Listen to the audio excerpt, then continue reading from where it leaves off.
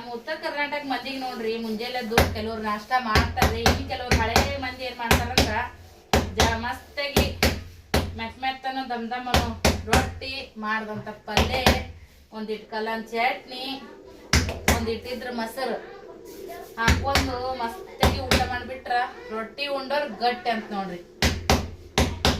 ಲಗುಟ್ ಹಸುನ್ ಆಗಲ್ಲ ಮತ್ತ ತಾಕತ್ತನು ಕೂಡ ಹೌದ್ರಿ. ಈಗ ಬ್ಯಾಸ್ಗ್ಯಾಗ ಚಪಾತಿಗಿನ ರೊಟ್ಟಿನೇ ಬೇಸ್ ನೋಡ್ರಿ. ಜ್ವಾಳ ತಂಪಲ್ರಿ, ಹಂಗಾಗಿ ಸ್ವಲ್ಪ ಜ್ವಾಳದ್ದು ರೊಟ್ಟಿ ಉಣ್ಸೆ ಬೆಟರ.